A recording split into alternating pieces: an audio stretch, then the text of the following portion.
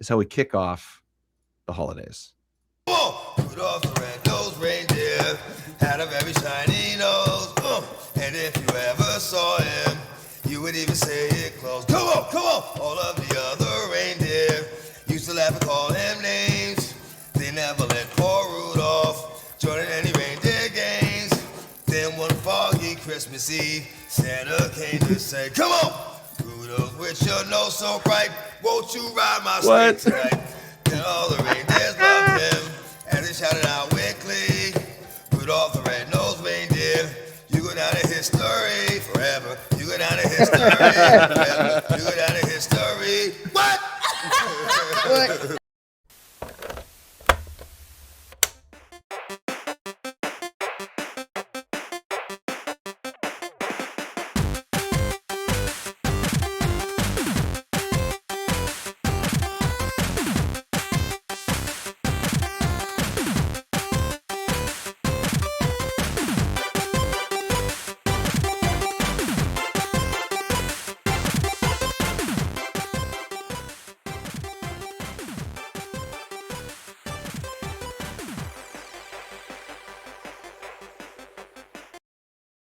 Here. Welcome to Remember 64. It's the holidays. I'm tired. I was just sick. I'm feeling a little bit better, but we're here, everyone. Welcome to Remember 64, where this week, yes, we are ending off 2025, kicking off the holidays, all that fun stuff. It is time for a game gift exchange. My name is David Petrangelo, and, well, I think I'm just ready to chop off some limbs, but also get a little cartoony at the same time. I think if we combined both our powers, Jiggy, we would be able to figure this out. This, of course, is Remember 64, where we play and discuss the good, the bad, the ugly, and everything in between for the Nintendo 64's library. Jiggy, look back. How are you? The city of Townsville is under attack by some freaks. Also, I am not a Powerpuff Girl person in any way whatsoever. I love that that's what it's Townsville. I love Townsville. Yeah. Townsville, everyone.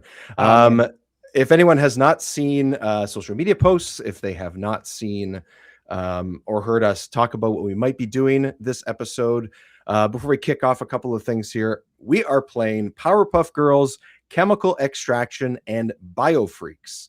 How this came to be was Jiggy Lookback had an idea like a month ago or something like that, and said, I was trying to figure out a way to kick off the holidays or do something sort of like holiday themed. Last episode, we talked about Snowboard Kids, which was super fun.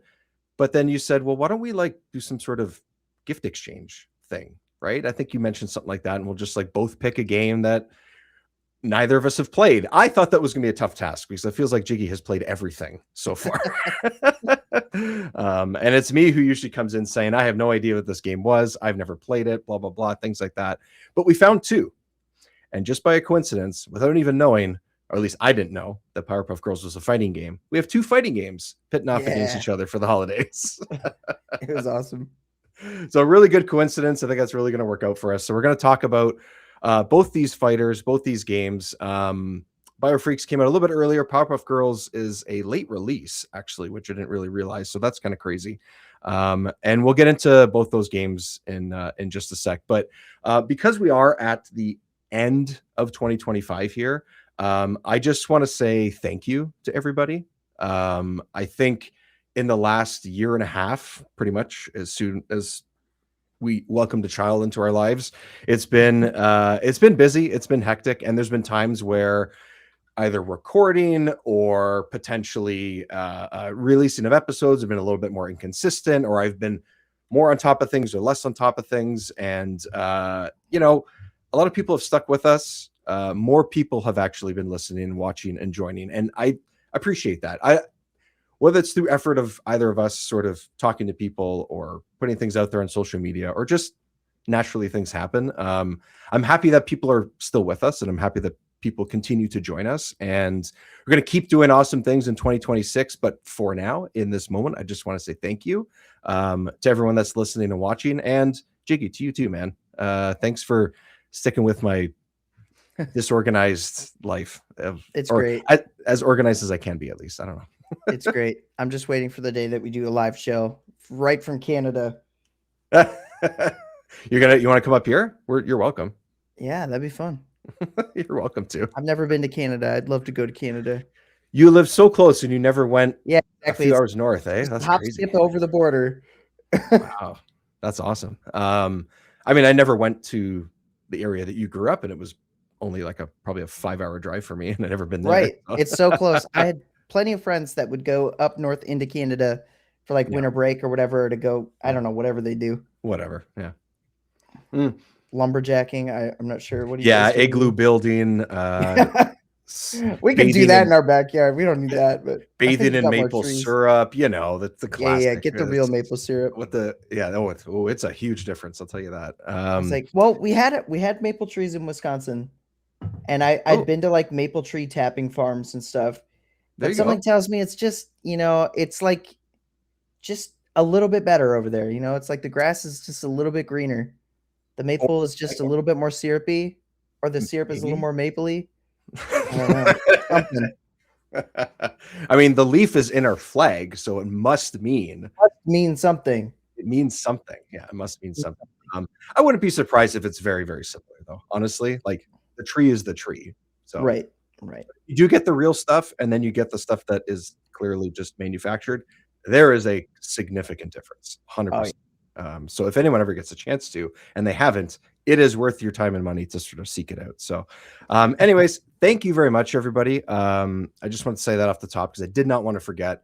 We're going to kick off a couple of fun things as the year comes in. We have at least one game that we've picked out to start 2026. We don't have the exact date that we're going to be back. Holidays, life, family, things like that are getting in the way, but we'll figure it out. Keep an eye on social media at Remember 64 Show and Jiggy Look Back to sort of figure that part out. But we're going to be playing Animal Forest. That's the full name, right? Isn't that what it is?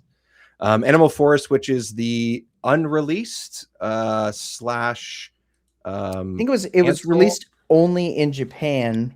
Only in Japan for the N64. It is Animal Crossing on GameCube, but on N64. Yes, but on N64, yeah. And if you ever watch, have ever seen any footage from like early, like I think it's Space World 2000 or 99, Nintendo actually showed off a couple of really quick snippets of it to say this is what's coming up in like the next year for the N64. It never came out in North America, and then at that same Space World is when they unveiled the GameCube. So it kind of like left people's head that, everything was GameCube from that point. So I believe that was probably 2000, but that's kind of the only like footage that we got of it, unless you actually played the game itself. So I think we're going to play that to kick off the year and keep an eye on us for exactly when that's going to be, probably the first couple of weeks of January, but we'll let you guys know. Is there a full fan translation for Animal Forest now? Paul from Remnant Controllers is joining us again, asking us, I think there is. I think there is. I know that Jiggy directed me towards the actual copy of the game, but haven't fired it up yet. So I actually haven't checked if that one has it. But you know what? It might be something worth doing because it might be some instructions and stuff that we can't quite understand. But I know how to play Animal Crossing. It's fine. I mean, I do too, but I don't know. I want to say, what's the writing like? Easy there, Charlie Brown. Yeah. Charlie Brown Christmas, check that out too. Okay, before we get to the games, one thing I want to do, this is if anyone has not heard or seen, voicecast.app/remember64 is a way that you can leave us a voicemail, but for a little bit of time now, I think I have it for at least a month or two at the moment. You can leave a text message to us and send into the show.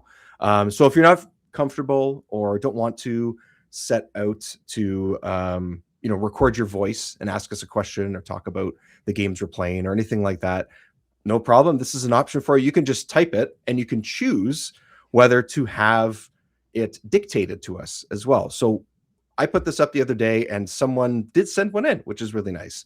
And they did do the audio version of their text message. So I'm going to put that up. They have a question for us that I looked at, and we'll talk about that for a quick sec before we get into our games. Hey, Dave and Jiggy, longtime listener, and happy to see things still rolling into 2026. My question for you guys into the holidays and New Year is, what console feels holiday to you? Is it one you got as a gift once or a handheld on vacations? For me, it's the GBA, playing it in the car and in the den where I slept visiting family often in the early 2000s. And happy holidays to you and all the nerds out there. Hey, Dave, and Oh, I clicked it again. So great question. You can leave a name or not, but this person decided to say that their name was Banjo. So thank you, Banjo. Legit. Legit, yeah. So if I were to ask you, Jiggy, or if Banjo were to ask what console feels holiday to you, is it the N64? What is it? It's kind of an interesting question. It's not like the game or tell me your experience. It's like, what is it? I don't know. I found it interesting. It was a cool question. I'm gonna throw a curveball in this one. Ooh, please do. Yeah, I got the N64 on Christmas. It's definitely like a key Christmas memory. I also got my GameCube on Christmas, which is also a key Christmas memory. But for some reason, I'm gonna say the Nintendo Wii. I'm gonna throw this out there, and the reason why the reason why, Dave, is because when I had my Nintendo Wii on Christmas, I got a bunch of games. And we would often go to family members' houses. Like a new person to be like, oh, 1 year it's my grandma's house, 1 year it's our house, 1 year it's my aunt's house. Like we just like kind of rotate between all these different houses. And we went to my aunt's and I brought my Nintendo Wii, and my cousins and I spent like the entire day playing it. And that is like one of my favorite Christmas memories. That's awesome. And even though I actually got the Wii like before Christmas, but it was just like, I don't know. It's the new thing. It was a lot of fun. It was a good memory.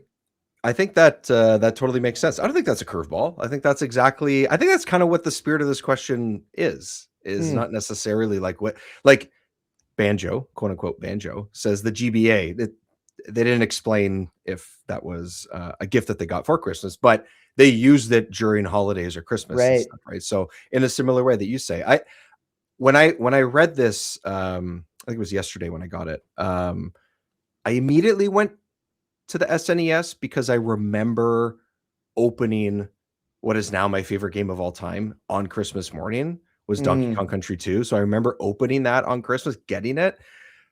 But it's not like that was the console or the game I always played on Christmas. I actually would say that it is the N64 because it gave us the chance for the first time to sit down and play as a group. Or a larger group at least, and all my cousins, because at that time I would have had 6 or 5 other cousins that would have come over, and same thing, we sort of swapped houses and whatever. And it would encourage people that didn't normally play a game, which would be a couple of my other cousins or my uncle or something like that, to say, sure, let's play a couple of, not full games, but a couple of, turns of Mario Party. Or when we got No Mercy, for example, we played it all the time and didn't get together with all my cousins as frequently as the older and older we got, right? When you get into the 2000s for us, it just sort of happens, right? And the 64 was a perfect excuse to make that. And I'm probably kind of mixing up different holidays and stuff here and there, but I would go with the 64 if I didn't specifically have that memory of opening up Donkey Kong Country 2. Oh, that was the game. Okay, Donkey Kong Country 2. Yeah, that was the game that I opened up on Christmas. It's my favorite, and I still have the cartridge. Like, all that is a core memory for me, and I think it's stuck because I ended up liking the game so much. But as far as like a console itself, I think the 64, like we've talked about probably 100 times, it brings people together, and that was the goal of it, and I think it worked. So yeah, I was like, I have a core memory of a game, opening up a game that feels a bit more random to me because like it didn't come with the console. I just randomly got this game for Christmas, and it's one that I vividly remember opening up and just loving to this day. Mega Man Battle Network 4 Red Sun on Game Boy Advance. And I freaking love that. It's still one of my favorite Game Boy Advance games. Maybe that's why I remember it, because I just like played that game and I just never put it down. It's so good. Yeah. I mean, it's just certain things stick out for different reasons. And, it's interesting. End of the year, it's holidays, regardless of which holiday you celebrate. Like, there's just something about like reminiscing and stuff, and somehow that stuff just pops back up into your head. So I think that's kind of a perfect question. So so that's awesome. Thank you for sending that in. Voicecast.app/remember64, either a voicemail for free, or at least for now, I believe I have it for at least a month. So the month of December and part of January. You can send in a text message as well. I'll see if I can continue that, but for now, Let us know any of your thoughts on the show, games we're playing, games that are coming up, just thoughts in general. Happy to hear from you. So, okay, let's get into these games. We are talking a holiday gift exchange. Yay! Woo! Yay! I'm so happy you gifted me Holidays. Powerpuff Girls. Yeah. Yay! Hey, I think you got the better end of the stick, if I'm being real here. Okay, all right, here we go. All right, so here's what we're gonna do. Normally, I think we usually cue it up and say, "Hey, let's talk about you. How did you play this as a kid and things like that? You know, you remember this? What's your early experience?" But because we both never played these games before, let's start with each other's games and what we thought of it now. I think that's sort of a little bit of a different way to do it. So, Jiggy, I've been talking enough. I need a drink of water, although I could get another drink if I wanted to. What did you think of Biofreaks? And also, kind of, I guess, to sort of tee it up, did you know or do you know anything about Biofreaks going into this? No, did not know anything about Biofreaks other than I had seen the game cartridges just like all over the place. It feels like is this the same team that did War Gods? Yes. Yeah. So like War Gods, I did not play that, but I also saw that one everywhere. There were like that I haven't two played games, either. and I just thought it was funny. I found out they were made by the same person because I was like, oh, this is like one of those games I just saw everywhere, and I just never played it. I don't also even know if Midway kind of had games everywhere. Yeah, it's Midway, right? You know, so it's but yeah, I was going in with no knowledge, all right. no background. All right. I actually didn't even know it was a fighting game until you were laughing that I sent you a fighting game. That's awesome that we both didn't know that. Mm-hmm. Yeah, it was great. Did you like it? Did you enjoy it? Is there anything like what overall thoughts? We'll get into some details, but overall thoughts. Character wise, it feels very like 90s ridiculous. Like I have a game on Dreamcast called Heavy Metal. It sort of reminded me of that. It's sort of like Doom, sort of, you know, just the cheesy 90s character, like all these characters that are like synthoids and cybernetic. And like I played as what is his name? Like Minitech or something. He's like a robotic Minotaur. Robotic Minotaur. Yeah, I like him. Yeah, he's cool. He was pretty cool. So like that part of it I really liked. I thought the characters were just silly and over the top and interesting. The stages were pretty much like pretty basic. I don't know that there's anything like super memorable. And the gameplay, I'll be honest with you, I wasn't a huge fan. It felt like a really, really basic fighting game. And I kept trying to combo greater than 2, and it felt impossible. It felt like anytime I'd do anything cool, it'd be like 2-hit combo. Yeah. And I'm like, 2? But I told you it was more than 1, so that feels good, I guess. Yeah. You know? So I'd be tapping buttons, like trying to make it do more combos, and it just wasn't happening. You know, it's not Killer Instinct. And there's a point where you just start like shooting projectiles. Mm-hmm. And then I feel like that's how you win. You just stand in the end and shoot the projectiles. And you do have a shield, which basically turns you into Metal Mario. Yep. Low polygons and all. And your meter just slowly drains, but it just feels a little like this is kind of crazy. I don't know. Yeah, it's okay. So for me, obviously having experience with this was one of those games where I think Matthew in the chat says he never heard of Biofreaks. Yeah, that's the thing is kind of what Jiggy was saying is like maybe you may have seen or heard the name, but not really made any connection or really never really got drawn to it or something. So I think for me, this was one that we did not own, but rented a decent amount. And it was one of those ones where you could kind of get away with renting something and not getting in trouble with it if you were too young, because it was on Nintendo and you're like, cool. But then you realize, you know that the guy on the box, or that you saw in the magazine that these people can cut their limbs off. And they that part was cool. That part was like all those things. Ridiculous. Yeah. So all those things were there. And I think that's kind of why this game sort of stuck with me, or at least it was always like, hey, I remember playing that with my brother, and 100% I remember playing this. Like we definitely played this. I doubt we really knew what we were doing, because it feels like it's not that easy to pull off the combos. Like you're saying, this is not Mortal Kombat. This is not Killer Instinct. It's not one of those games, even if it really wants to be. It does not play as great as I remember. That's for sure. But the ideas are good. So there's that. I just wish that the combo system was better, that you could pull off the combos better for sure. Yeah. Because I think I would hit like 3, maybe. Impressive. Sometimes I was going to say sometimes 4, but definitely was an accident. And it's hard because at a certain point you run into your opponents that are just essentially juggling you. And I could not get myself out of those loops and stuff. It's kind of like being stuck in the corner in Street Fighter, for example, where it's like kind of hard to get yourself out. Like it's that, and it's still early 3D fighting. You know, I've played Mortal Kombat 4 for the show a couple years ago. Early 3D fighting as well. I didn't really like that game. I didn't think that the 3D did anything for it, because there was no significant interactivity with the world or anything like that. In this, you do have some possibility of that, but I don't think any of the rounds last long enough for you to really experiment, unfortunately. So I think I may have liked this more because my nostalgia tells me I should like it more, but I don't think it's great, unfortunately. I don't think it's executing what it's trying to do. And that's unfortunate, because I was hoping I'd be chopping off limbs and telling you that this was awesome, just like I remember. And it's just kind of okay. I think you it's feel just like kind of okay. You feel like it could be like one of those epic 90s fighters that's just over the top silly and sort of like obscure, and people don't talk about it, but it would have been good. I don't know. Yeah. It's very, I would say it's low to mid.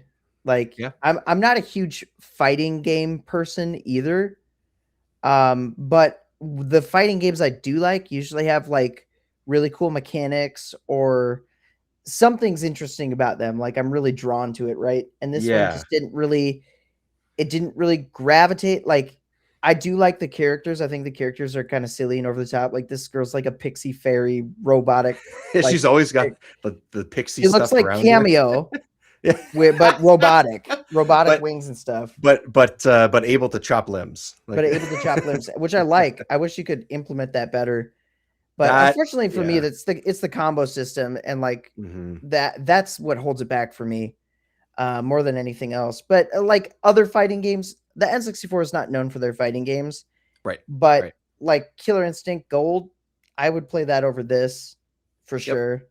I don't even know what else there is. Trilogy, I think, is on here too. So, but again, those are the older games, and it's just a compilation or whatever, right? So, I think one of the selling points of this game, and like I mentioned, and we just touched on, is being able to like decapitate your enemies.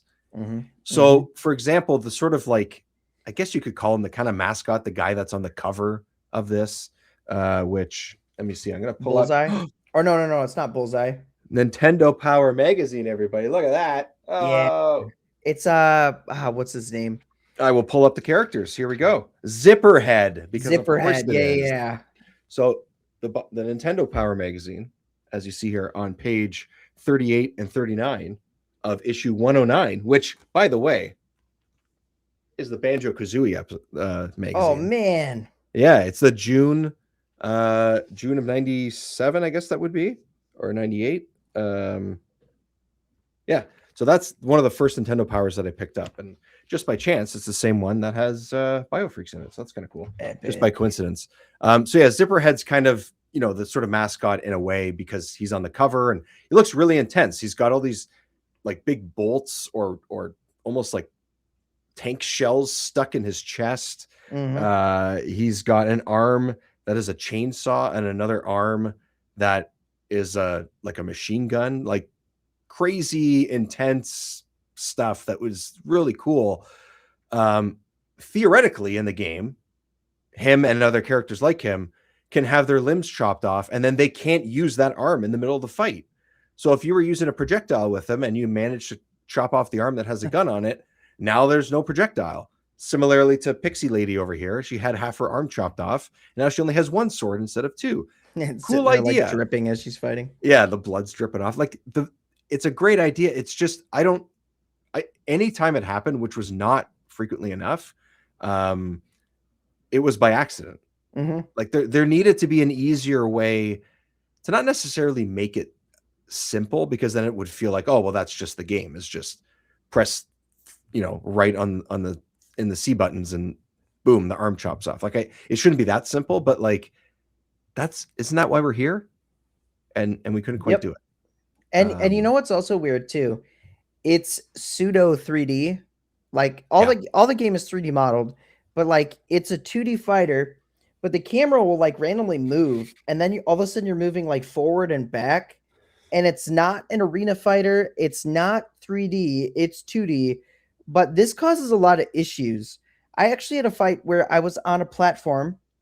Yeah. I used my jetpack. I flew up. The enemy I was fighting. Also, there's jetpacks, everyone. There's there's jetpacks. And the enemy I was fighting just like fell through the floor because the camera rotated, and then they were stuck. And I was like, "What can I do?" And I sat there and just kept firing my weapon. Eventually, she got out, but it was like, this is ridiculous. Really? I mean, I could see that happening, because it just feels like as much as the game, like, I don't know. It's hard to say, because I don't think the game's broken. There are some annoying parts of the fighting, like this person's doing, and like you were saying, just spamming projectiles is a thing that you can do. I don't know that you can win later fights, but it is something that you can do to sort of strategize and be a little cheap and stuff. But it still feels like the game could have those broken elements like you're describing. I don't know why, but it just feels like one of those types of games. And unfortunately, that's just the development of it and lack of polish and stuff. So, I wish the game was a little bit tighter.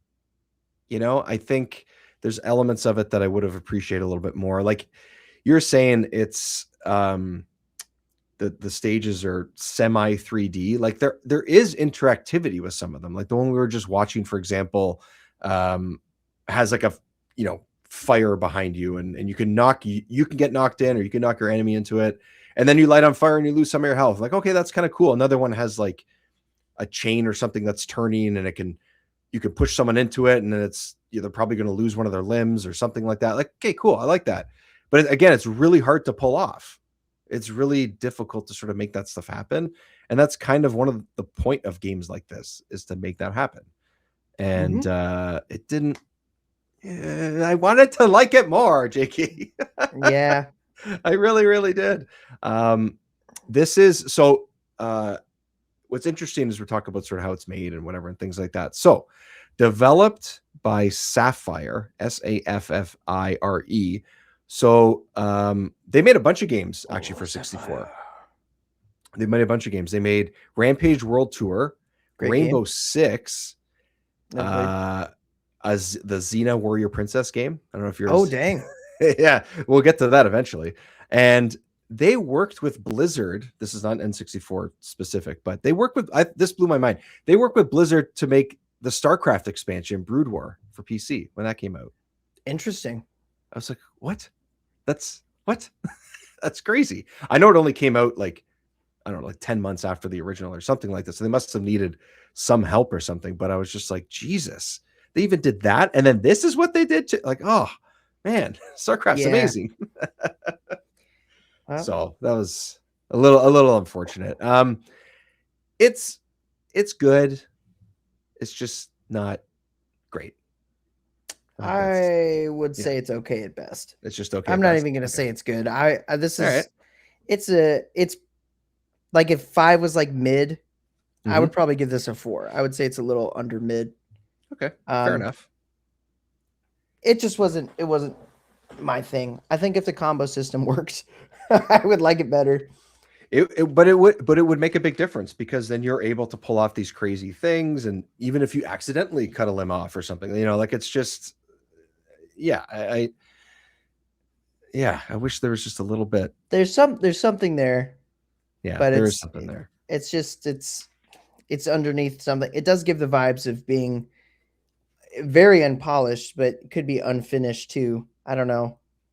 It could be. Yeah, that could be part of it. And it was just sort of not necessarily pushed out there, but it just wasn't the priority. Like, yeah, they're like, yeah, let's just put it out. We're done with it. Yeah, but like there's all these like ideas, right? There's all these like backgrounds, this world that they've built of all these like corporations and different parts of the world that are Neo America. Yeah, Neo, like all right, cool. Like, that's interesting. Everyone has like a deep background and stuff. Like here, they're showing some I do like lore. That is cool. Yeah, there's tons of lore. Like here, where's the Minotaur guy that you're Minotech? Like the beast bred for bullfighting, Minotech has been created solely for the secret games. There you go. These are called the secret games. However, the bulldozer secretly supports the underground, and his close combat skills may help him defect there. Mm-hmm. Sure. Yes. I guess that. Sure. Yes. Indeed. And then they have a list. This is all from the Nintendo Power episode, or Nintendo Power magazine. I'm going to pull that up so people can see it. Look at that. A little bit better. Look at that. Banjo-Kazooie, Bio Freaks. Oh, look, we got a little sighting of Quest 64 in here.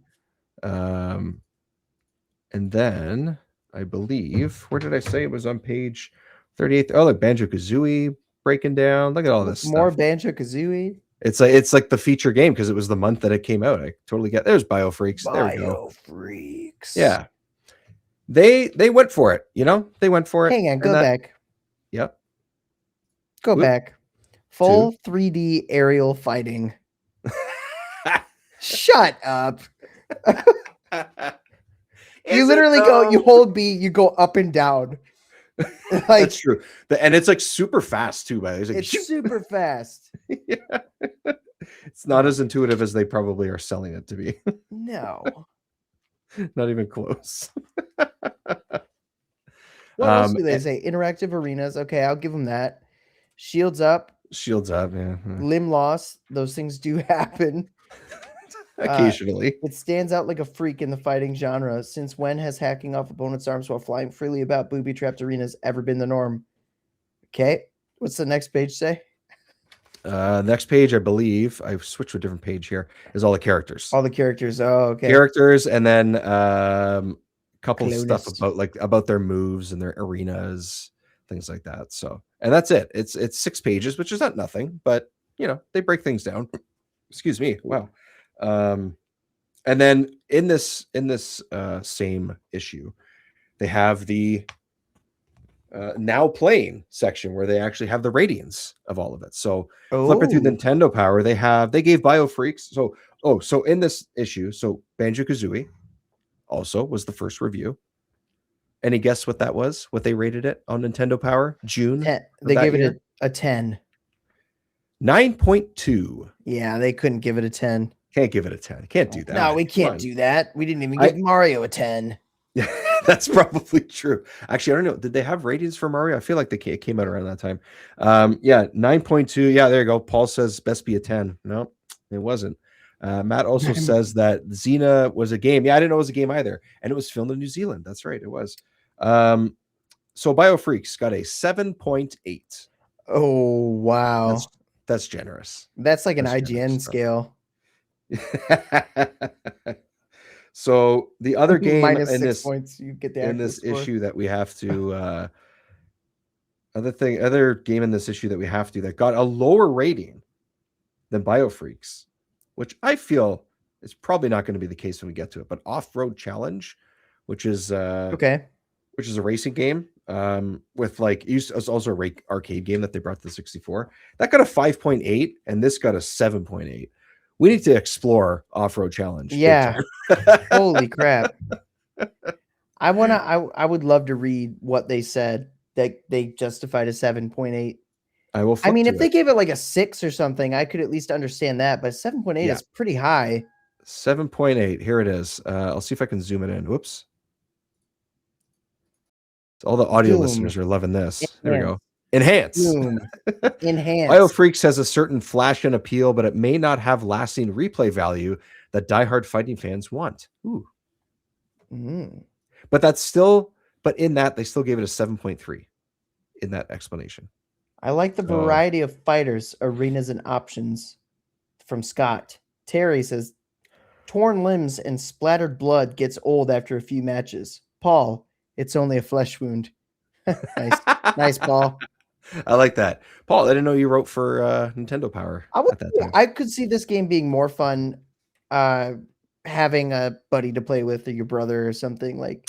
Yeah, that might have been why it stuck with us more, is because of that. Whoops, I just flipped the page by accident. Because if I played this with my brother, I probably would have more fun. Like I had it, like I said, it reminds me a lot of Heavy Metal, though Heavy Metal is better on the Dreamcast. And that's a game I played with my brother, and I actually really enjoyed it. Versus like playing it by myself, I was like, yeah, okay, whatever. But playing with my brother, it was a lot of fun. So I feel like maybe this one, give it a chance with. Maybe I'll have my nephew play it one time. I'll just be like, hey, just play this with me. Let's see if it's more fun that way.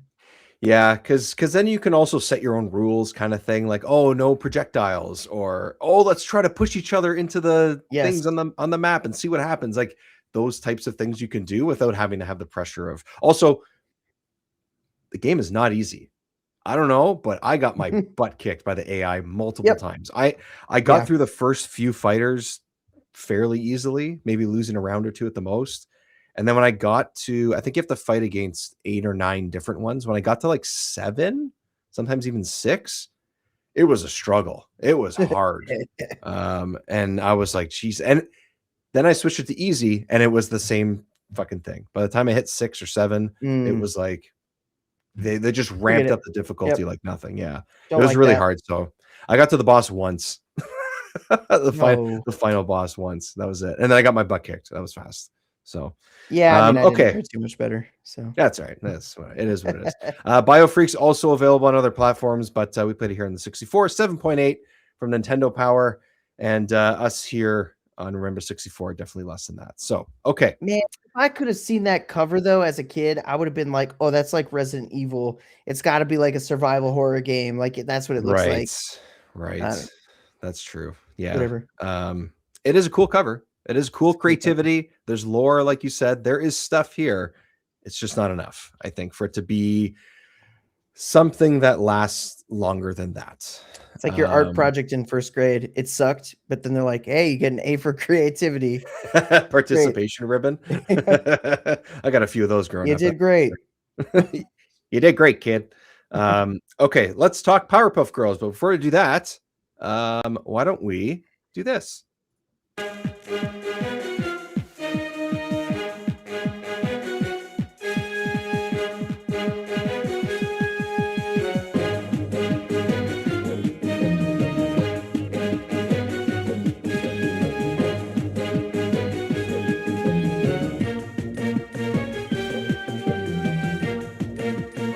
A lot of people had their hand in this game. This is very long. Like, how are these logos still going? Oh, there's the menu. There it is. Yeah, what movie is? Oh, it's Tim and Eric's $1 billion movie, where they have to make a movie like they have $1 billion budget or something. It's supposed to be the greatest movie of all time. Oh, that's right. And yes, I have seen that. 90% of their movie, they have like a 2-minute short, and then before it is just like logos of like Schlang Entertainment, Schlang Productions, sponsored by Schlang. Like it's like all these things. It's hilarious. Amazing. Okay, so this is Powerpuff Girls Chemical Extraction. This is the game that Jiggy gifted me virtually first place. So I will, as I said before, neither of us played the games that we gifted each other. So to cover that, I played this for the first time. Again, had no idea that this was a fighting game, and thought, okay, this is going to be sort of a 2.5D, beat 'em up was kind of my thought, or maybe sort of feel like a 2D platformer a la SNES, but with Powerpuff Girls, just with some, polygon assets instead of what you would find on the Super Nintendo or Genesis or something.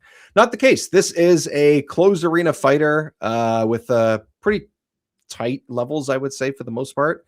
And I think after I got over, or once I figured out the systems of the game, which I tried to go in without looking at the manual at first, which I had to do, which doesn't happen often, but I did have to do that to figure a couple things out. I was like, okay, I kind of get this. I just don't think that the depth was there, but it's fun. No. Yeah, But it's fun. You know, it has ideas like Biofreaks, but I think some of them are executed far better. I think partially because you can just have fun with it and it's a cartoon and like they make them easier to pull off too. So maybe it's not a combo system, but there are systems at play here, and when you can pull them off, it's at least satisfying, right? So I liked it. I didn't love it, but I enjoyed it more than I was scared the first 20 minutes. I was like, Jiggy, I'm gonna shit all over one of your childhood games. I don't know. I'm gonna be the bad guy. I wasn't too attached to it, to be fair, Well, but you never know, right? Sometimes, hey, you could be. It's totally fine. But I got a handle on it. I played through it a couple times and I liked it. I thought it was pretty good. Again, the depth isn't huge.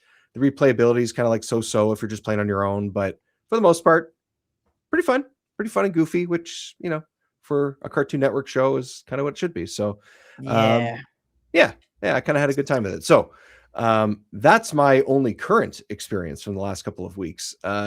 Jiggy, what about you? And had it been a while since you played it? Yeah, absolutely. Haven't played it since I was a kid, maybe. I don't know, 2004, maybe earlier. I don't know. Yeah, because this is a late release game. So for you, it's kind of perfect because you got your N64 slightly later, let's say, and you sort of were rolling into a lot of games. Yeah. So and you sort of rolled into a lot of games, maybe more likely that you would play a game that was released in 2000, for example, like this. Than some other people like myself, where I only played a few or maybe just a couple that were released that late. So yeah, anyways, go ahead. I think this is part of the haul that I got. Right. Honestly, there it is. The legendary haul that I talk about on this channel of 20 to 30 games, whatever it was. I'm pretty sure it's one that when I sent you the image of all the cases that I found, I think it's in there. Could be wrong, but I'm pretty sure it is. Yeah. So funny enough, I liked a lot of classic Cartoon Network, like what I would probably consider like the prime Cartoon Network window, where they had like Dexter's Laboratory, they had the Powerpuff Girls, they had, Johnny Bravo. I guess there's sort of like it was like the Hanna-Barbera stuff was always on there, and then it was like transitioning out of that, and they started having all these like really good original Courage the Cowardly Dog, stuff like that. This is like from that era. It's pre-SpongeBob, right? It's around the same time as SpongeBob, I would say. Is it? Did it start that early? Yeah. Okay. Yeah. SpongeBob was like late 90s. I remember the first episode of SpongeBob too. I remember watching the first season, not knowing that it was a new show. You know, I know that. Yeah. I think I was more of a Cartoon Network kid than a Nickelodeon kid, though I did watch like Rugrats and stuff, but Cartoon Network had all the Samurai Jack. Samurai Jack is so good. Yeah, dude, it had all those like good things, but Powerpuff Girls is one that I actually did really like. And going back and like playing this game, going back and looking at even old like clips from the show, it's like weird. Like, why is it weird? You seem so disturbed. I think him in particular is like such a weird character. Yes. Just the way he talks. Yeah. It's just bizarre. But I do have vivid memories of like the intro of the show and being like, it always started out with the narrator and be like, the city of Townsville. Yep. And then he'd always be like, it's under attack. And it'd be just something ridiculous happening, right? And all these characters are just amazing. Like, they all have tons of personality. I'm trying to remember. Is it the Green Gang is what they're actually called? All the green guys, like the guys that were just fighting in this video, the heavier guy. I am not the person to know because I did not grow up watching Powerpuff Girls at all. Yeah, I think it's the Green Gang. I could be wrong. That Somebody sounds correct me. right, but I don't know. Yeah. But they did that, and then Mojo Jojo, Mojo Jojo. who Gotta know. is I know that. he is the monkey here with Yeah. the big hat, and under his hat is just like a mutated brain. It's a big brain. So Yeah. I have vivid memories of my dad. My dad latched on to not not that he watched this cartoon at all, right? Mhm. He just heard the name Mojo Jojo one time, and he heard how he said it, and he would just be like randomly, he'd be like Mojo Jojo, No way. Really? and yeah, he just thought it was funny, and I agree. I think it's funny. Yeah, Mojo Jojo, that is he's a funny. freaking great character. Matt King Alexander says this game looks cool. It does look cool. I think it looks kind of. It's got a good look. It has a It's got a good look. style. Yes. And it's actually very similar to, there's like a Tom and Jerry game as well. That's Made like by the same team. Made by Yeah. the same team, which I didn't realize. I figured that out. I wrote that down. VIS or Viz Interactive. Yeah. Made Tom and Jerry and Earthworm Jim 3D, sir. Earthworm Jim 3D. Oh man, there it is. Yeah. Which you could kind of see based on the way this looks, that the Earthworm Jim 3D model and like the way that game looks is kind of feels like they're trying to recreate a 2D cartoon, which is what they're doing here. Like it kind of, I mean, I know that's just sort of Earthworm Jim's goofiness and was coming from a 2D game, but you could see that if that was the only Earthworm Jim game, to me, it feels like, oh yeah, that could have been a cartoon like that. Not, and we've talked about it, but there was a cartoon too. So, but I could see why that would, why they would be involved in that game too, develop that game too. So yeah. Anyway, sorry. Go ahead. I would totally argue that this game is like it's a fairly good looking N64 title. I would almost say you could probably convince people it's like a Dreamcast game with the level Really? of You think detail you're and stuff. that far, eh? I think so, because it's got like the very cartoony style. Like everything's simple, but it runs well. Yeah. And it It does. Yeah. It does. looks like relatively clean. Like even like the models and stuff. I don't know. They did a really good job. I think the models look great. Honestly, I really like when a team can pull off taking 2D models and really properly recreating them in 3D. Sometimes that's easy, sometimes it's not. It's just sometimes the design or the art style doesn't really, lend itself to making that happen. But in this, like I don't know what this character's name is. I can't remember, with the curly hair. I don't remember her name crown. either. But for example, her hair is flat in 2D, unlike the Powerpuff Girls who have theirs in like 3D models and stuff. And that's the way she looks in the show as well. But even though it looks like that in this game and everything around her is in 3D, it still fits. Like it still works. Yeah, it feels right. Cool. I don't know. Yeah. It actually looks more interesting, I think, than if they were to just make it like a 3D model. I don't know. Yeah. Well, if it's a 3D model, it would just look, like an orange ball, but now it's it kind of stands out and pops a little bit. It looks more like a 2D drawing.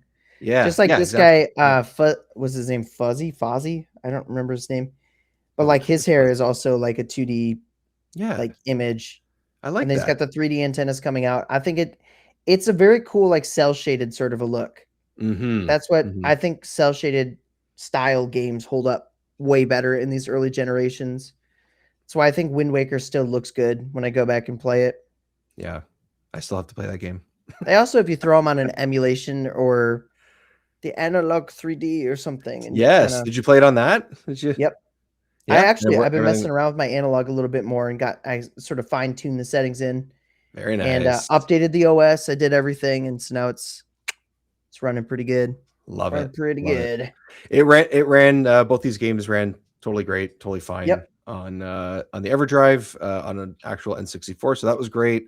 And what's cool about this is because as of right now, I don't have it plugged into my screen that I'm looking at right now, because sometimes I'll play it actually on my PC screen or one of my PC screens, and I had it on my bigger TV in the other room here. And this game, because it's much more bright, obviously less muddy, things like that, even though it was blown up on a far too big screen, still looked totally fine. Like it's just, I know we're talking a lot about the aesthetics of it and stuff, but I do think it goes a long way because it just makes the game more fun. I think, to be able to say like, look, I'm bringing these cartoon characters to life and throwing items at each other and stuff like that. So, yeah, let's talk a little bit more about the gameplay because that's one of the reasons why maybe we would have preferred this over BioFreaks, let's say. Um, Mhm. what what do you remember actually from playing it, and like did that stuff sort of stick? Because it's a fighting game, you Yeah, know. it's a 3D arena picking up crap and throwing it. I mean, that's what Yeah. I remember the most. Okay. Yeah. Um, but I do remember those quick attacks of jumping in the air, flying briefly, and just like do. Yeah. It's like the superior method of attacking for sure. And I like once I figured out that that was the most effective thing, I was like, oh, I'm gonna use this when I can. But I found it fun to do other things too. But I could see the jumping and diving and stuff be super annoying when you're playing that against and with someone else. Yeah, it's who can do it Because then you're better, both trying right? to do it, and it's just Yeah, yeah. like, It's one of those games that I remember vividly, like picking up crap and just like chucking it at my friends, like over and over and over. Like it's one of those. That's how I played the game mostly. mhm. But I did think it was cool how you could like fly around. True 3D aerial combat. It actually is Shots much fired. more the limbs chopped and shots fired. That's right. The thing that I wish, because of the things that we're talking about, flying around and throwing objects, I wish the levels were a little bit bigger. Yeah, they're really small. They're a little too claustrophobic because the game moves pretty fast. And I think that if you had a little bit more space, sometimes picking up an item before you throw it, you even have a chance to even react in any way. And I'm not saying that every move you do needs to be able to be pulled off because then it just feels easy or cheap or Yeah. whatever. But to have a little bit of a better chance to pull those types of things off and make it more of like a well-rounded, more interesting, sort of like deeper combat system, if you want to call it that. I think that would be better. But again, all these ideas that they have are cool and great. So, for example, so if anyone hasn't played this and isn't watching right now, basically you're within an enclosed space. You're inside a bank. Sometimes you're inside City Hall, I think it is. You're in a Yep. farm. You're in Town hall. Mojo Jojo's lab. Like these are the different locations that you're going to fight in against the various enemies and villains and stuff from the Powerpuff Girls series. And there's a punch and a kick, but they don't really do anything because when you get too close, you kind of just, I don't know. There's just not enough. The game doesn't move slow enough to make a close range kick and punch be all that valuable, I find. So instead, what you're doing is you're double jumping and flying around as a Powerpuff Girls, for example, and then hitting kick and sort of doing a dive kick towards your enemy. That's the effective thing that Jiggy was talking about. Alternatively, you can pick up items with one of the C buttons, press it, and throw it at the enemy. And that does a decent amount of damage. And it drops, is it the chemical? Is that what it is? The chemical X? Yeah, Chemical X. Yeah. So each character can accumulate 3 of those. And then when you get 3, you can pull off like a super move, which for the Powerpuff Girls is like a laser shot out of their eyes. But you have to, the only way to get those is to throw items at the enemy, at your opponent, and then pick up the thing that they drop. Mhm. And then you can press, I think it's B or something like that. And then you just pull off your special move. So stuff is there. I just wish there was more space to do the stuff. Yeah, it almost feels like they were trying to strike that balance of having basically one screen for both characters at the same time versus a split Yes, screen. that's right. That's right. Yeah. And it feels like the sacrifice was the size of the levels. Because if you look, every level you're positioned where it shows you, the enemy you're facing, and then like basically the whole map in like one Yeah. shot. And Yeah. it'll zoom in, but it really doesn't zoom out. If they I think it's just a choice they made to make the character models like bigger. Right. Sure. If they zoomed out and just made these, I would say each stage should be like twice as big as it is. They all feel very Yeah. small. There is like cool items to like mess with in it, but it's a tight space. I wish you just pack the crap out of it, make it huge, and give the weapons or the items a little bit more variety besides just picking up and throwing them. Yeah. Like Because everything acts the same. Yeah. everything acts the same.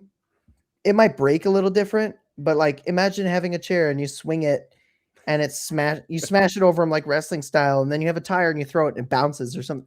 Like just like those little Simple. Yeah. simple added variety change sort of things Yeah. would make this game a little bit more entertaining. Because the reality is, like, I think the game is fine.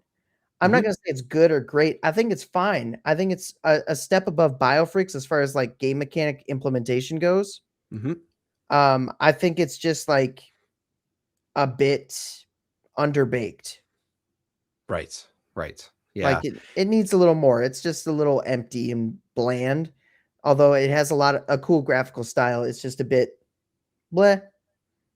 Yeah, you know what it was reminding me of a little bit, and even though they're completely different games, and also maybe it's just because it's a cartoon or whatever, it's kind of like the Scooby-Doo game we played a couple years ago, Yeah.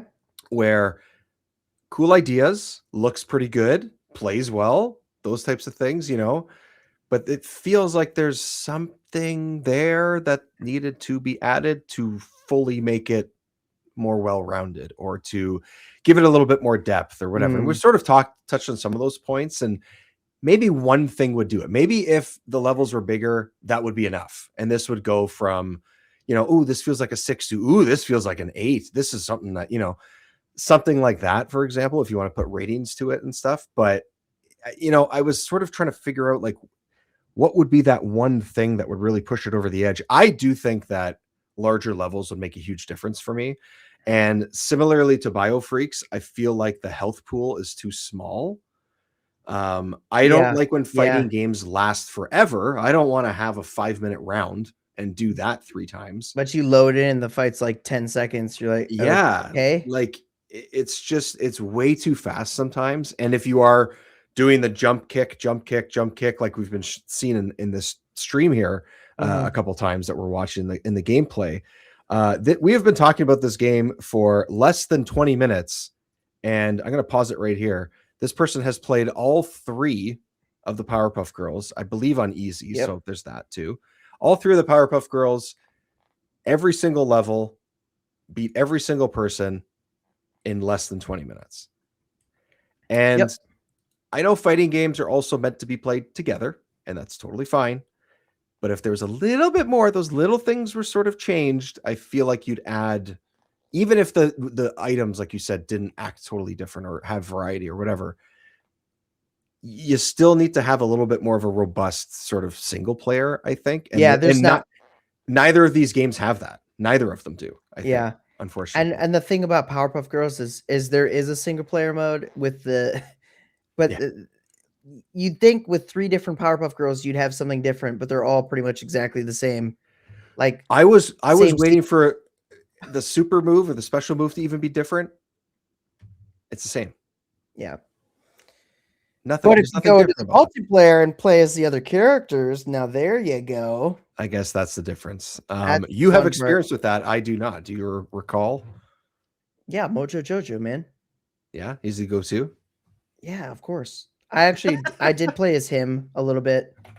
I did Him not. always freaked me out, and I liked how bizarre him was. I'm gonna Just try and crazy. pull up some of the gameplay. See if anyone has gameplay of Or is this the the PS1 multiplayer. version? It's the PS1 version. Yeah. Whatever. Yeah. PS1, whatever. It's the same game pretty much. Yeah, same Um, game. Is it the same? I don't even know. Is it? Probably. Well, it's We're named the close. same. It's named the same, but does it play the same? We know that's not always the case. I'm sure lots of I ads bet the here. PS1 version is inferior. I bet Probably. everyone's just like, "Oh, it's the worst version." But it probably has like more music that doesn't loop as often. So it's probably like, "Oh, but if you were the music." It's like, great. I'd rather have better graphics. Oh, it looks different. Whoa. It looks way different. Whoa, it looks brighter, I would say. The Yeah, angle the is colors different. are more saturated. It looks It's like it's running at a slower. lower frame rate though. Yeah, 100%. Jeez. That's, I would actually say I think it looks better. you think it looks better? I don't know. I think it runs crappier, but I think it looks better. Like the colors are way more poppy. Yeah. And oh, that's different. Player 1 wins. Player 1 wins. Okay, so there's they got a couple of little extra flourishes But around let it. me say this though. This is clearly an emulator or that this person's playing Yeah. on, which up-reses all the textures and everything. Yes. So it Right. probably doesn't actually look like this. Right. Right. That's true. If we actually, yeah. Anyways, yeah, I think every once in a while it'd be nice to have, like you said, there's a single player here, but it doesn't quite do anything, I guess. Yeah. Do you remember having a pretty good time playing multiplayer, or was this mostly like a single thing that you did when you played it growing up? No, I played it mostly multiplayer, I think. Oh, nice. I don't That's know good. that I ever actually did all of the single player. Yeah. This would just be one I just break out randomly with my friends. Be like, when we want to change up something, just play a couple hectic rounds and then switch it off. I don't think I ever spent like a great deal of time playing this game, Right. Hours but and hours of it or something. yeah, Yeah. but it was a fun little beat 'em up and just play it every once in a while, sort of a thing. Yeah, I think that's one of the things that is better about this game compared to BioFreaks, for example, if we're going to compare the two, is that this is much easier to pick up and play. And even if you don't really know what you're doing yet, which is what I felt like when I first started, you can figure it out. Maybe not button mash per se, but if you're playing with someone, for example, like, we used to have these games where we would play, I don't know, Halo, for example, for a really long time, or No Mercy for a very long time and stuff, and have a group of 4 to 8 people. Like, especially with Halo, we'd have sometimes 10 people, 12 people playing. It was crazy. And it's like, okay, I'm done being competitive. We could play something that has competitiveness in it, but I kind of just want to just do something more chill and just sort of Yeah. stop doing the thing we've been doing for the last, at that time was probably like 6 hours straight of something, right? Wouldn't that be nice? Let's put in Powerpuff Girls. You don't have to think too hard. It's colorful, it's fast, it's fun. Let's just do that. It feels like one of those games, and I think it succeeds at being one of those. And yeah, and I think that's all it needs to be, really. And it's good enough. Okay, I just had to ask Google to see Yes. what version was preferred by people. Oh, yes. And it said, actually, the PlayStation version is generally considered better than the N64 version due to the added voice acting, actual cutscenes, better story presentation, some gameplay tweaks, despite both versions suffering from awkward controls and PS1 jank.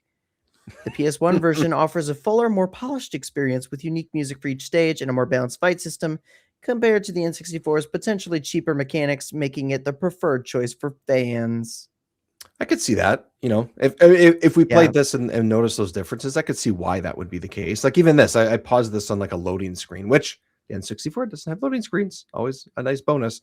This looks cool. Look at this. It's like a 3D rendering Yeah. of her punch. Like, I like that. That's fun. At least they're doing something with it. Doing something. a Yeah, little bit it's more. I mean, it sounds like it's like very minor tweaks that people just say this is the slightly better version. Right. It's one of those things, but it's funny. Usually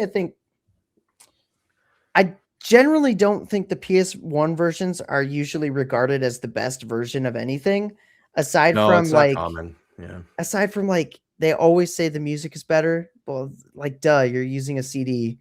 And like maybe they'll be like, oh, it has better texture variety or something. But generally the Right. N64 games looked better and ran better. And yeah, I don't know. And arguably played better with the analog stick. Yeah. I don't Yep. know.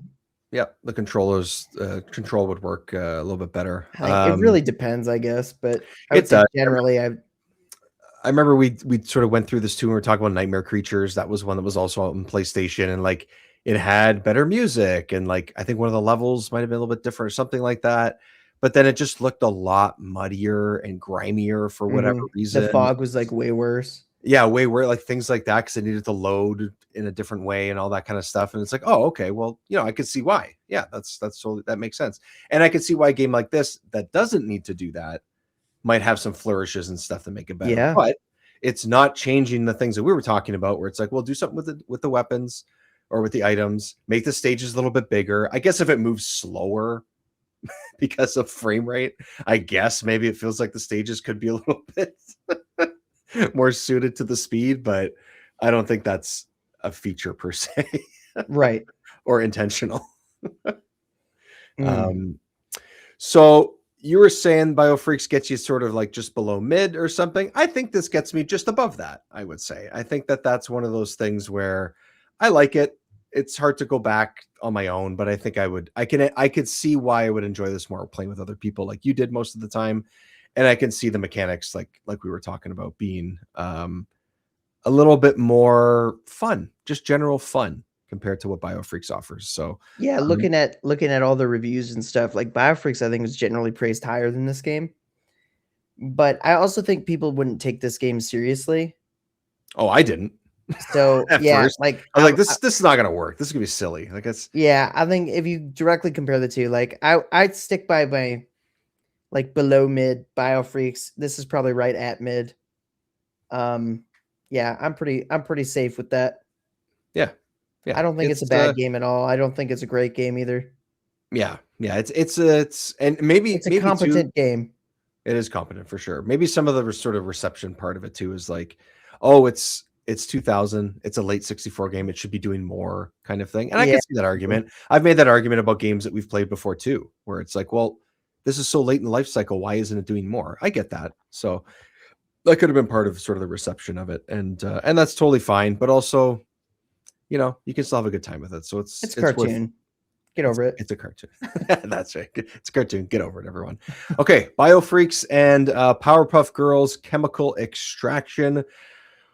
Those were our gift exchange games for 2025. As many chances as we get over the next several years, if we are still kicking, we are going to be doing this. I like this idea. This is great. It'll be harder and harder to do because we're gonna cover more and more games, but Oh, we'll find some weird ones, dude. I'm sure we can even find like Japanese versions of games and like things like that. Like You're gonna whatever. get a train simulator game, and you're gonna get a special controller in the mail. Great. Great. If you can find a way to ship it north, I would love to see that happen. And I would play the hell out of it. 100%. Matthew in the chat says Rayman 2, the PS1 port was the worst one. Love the PS2 version of Rayman 2. Yeah, that's something that Jiggy's definitely talked about a bunch because you have tons of experience with that particular game for sure. And you definitely mentioned it when we were talking about Great Escape. So which okay, really good point. Let me just say something. Please do. Rayman 2 on NSO, fantastic edition, by the way. Unexpectedly, Tonic Trouble gets an NSO release. How the frick do we get Tonic Trouble before Donkey Kong 64 or Diddy Kong Racing? Mm-hmm. Like what? This makes zero sense to me. Tonic Trouble is one I put on my like 10 weird N64 games I liked growing up video. And that's definitely one. If we haven't chatted about it, we got to chat about it soon. No, that's one that we I think when we recorded our last episode, that was one that I think that those games, like that game just got announced to be coming out on NSO. It was like they just came out or just about to. And we got to queue that up for early 2026. I think that's going to be one that we cover early because I'm excited to play it. And I feel like I'm kind of busy at the beginning of the year. It'd be good to take it with me. So I'll probably play the NSO version, which would be nice. So that'd be perfect for that. So because I do have the expansion pack now for Switch, so I'll be able to play it and try that out. So that's something else to look forward to. Of course, Animal Forest, the unreleased, at least in North America, version of Animal Crossing. That is what we're going to kick the year off with, at least with that one. Stay tuned to figure out exactly what day that's going to come out, but let's say mid-ish or maybe slightly early January. We will figure it out. Hopefully we'll do a live recording. If not, look up for your podcast feed, YouTube, and social media to find out exactly when we're going to be dropping that and recording that. But if you want to play along with us, find a ROM to play it, or the Japanese version of the game, and you want to play Animal Forest and Tonic Trouble, those are ones that we'll be playing early in 2026. But until that time, Jiggy, look back. Have a happy holidays. How you doing the next couple of weeks? You can keep yourself busy, or going to take a little break, a little breather? No, I'm keeping myself busy. I don't break. I like how you sigh, like, oh. Yeah, I know. I am actually playing through the country games, the DK country games. Yeah. And I've been. Did you finish 2 the other day? I feel like you did. Yeah. I did 1 and 2 in one stream, just the main story, none of the bonus levels. Yeah, Maybe I'll go back to it, but I feel like it's a little much to do it. It's like a 10-hour thing, right? If you're trying to do all the bonus levels and stuff. So I was like, I hit that 5-hour mark. My eyes start like shutting. I'm like, you know what, guys? We beat K. Rool. I was actually like in the second game, I was flying through it. I flew through it like, and then I felt like I got stuck on K. Rool's fight in that game. It's not easy. Dude, Yeah. I got stuck on that particular boss for like way too long. Like an hour was just dedicated to that. And I was like, man, I don't remember struggling this hard. And then the first game was the opposite. It was like I didn't struggle at all with K. Rool, but the rest of the game, I was like, oh my gosh.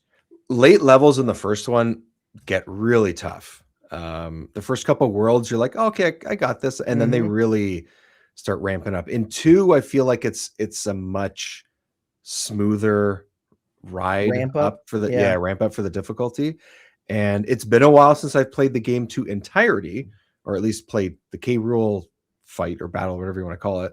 But I do always recall that being pretty tough. Yeah, it's a tough one. I'm about to hit up 3 this coming week. So Merry Christmas. Yeah, Merry Christmas to you. It's Donkey Kong Christmas, everyone. Donkey Kong Christmas. Yeah. So we are recording this on December 22nd. I'm going to try and get this out. If you're watching this right now, everyone in the chat, I'm going to try and get this out before Christmas. If not, you will be hearing and seeing this just after, before the new year comes around. So regardless of what holiday you're celebrating, happy holidays, everyone. Yes. Follow Remember 64 and Jiggy Look Back right across the board. Yay. And again, just I really appreciate everybody listening, watching, commenting. People like Paul and Matt coming in the chat. Jiggy, you know, like I said earlier, dealing with my crap and my inconsistencies. It's all right. We feed off each other's energy, I feel. That's right. What little thereof. Like one day he's like, you want to do it Monday? And I'll be like, sure. And then I'll be like, oh man, dude, I don't know about tonight. And then it'll be like the opposite. He'll be like, well, what about Tuesday? Yeah, sure. Let's do it Tuesday. If we go on Tuesday, it's like, oh man, I don't feel good. Yeah. But we always make it happen. Eventually happens. The day goes like down right. the line, and then finally it happens. I wish we could say like, hey, every single Tuesday every other Tuesday we'll do our live recording, but it's too hard to do, so we just have to push it out there on our feeds and let people know that way, because just life in your 30s, and especially when you have a kid. Yeah. I don't have a kid. He has a kid. And then he started daycare, and for the last the 3.5 weeks he's been in daycare, we've been sick for 2 of them. So there you go. Yeah. So it's been kind of rough. That's what happens. Daycare is a cesspool for bacteria, dude. Like all little kids just get like, you go to daycare, they come home, they're snotty, and then you just like, well, we're all going to be sick. Yep. Might as well just make a commitment. I actually would recommend to everyone, well, if you have a little kid, right? Go hang out at a daycare. No. If they go to daycare, okay, just go pick them up, come home, like do this at about like maybe like beginning of December, like maybe the second week of December, like just have them lick a pole at daycare or something, and then have them come home and everybody gets sick. Like, don't wash your hands, make sure everyone gets sick, get it all out of your system right before the holidays so that you aren't all sick during the holidays. Which pretty much is exactly what happened to us. Not because we told him to go lick toys. A pole, man. Go see that thing over there. Just go. Maybe not outside, but just inside. Yeah, it's not a Christmas story. Yeah. We got sick like a week after he started. That went away, wasn't as bad, and then literally yesterday, so the Sunday leading up to Christmas, we started feeling better. So all of last week was rough, and my wife just started feeling better today, and I kind of turned the corner a little bit on Saturday night, I would say. So it was like 9 days, I would say, in this house of that, and our kid didn't get sick, we did. So I actually think, in a way, as much as I laugh and as much as you're saying something sort of funny, it kind of is true, because now we're going to be okay. No. I'm legitimately recognizing, like do it. Like, at least then it's in your control when you get sick. Dr. Jiggy coming at you on Remember 64. There we go. Dr. Jiggy. All right, everyone. Thank you again for sticking with us through 2025. 2026 is around the corner. Everybody have a safe, happy, and healthy holiday. And we'll see you at the beginning of the year. Jiggy Look Back, thank you very much again. Thank you for being in the chat with us. And we'll talk to everybody soon. in 2026. Ciao. Goodbye. Peace.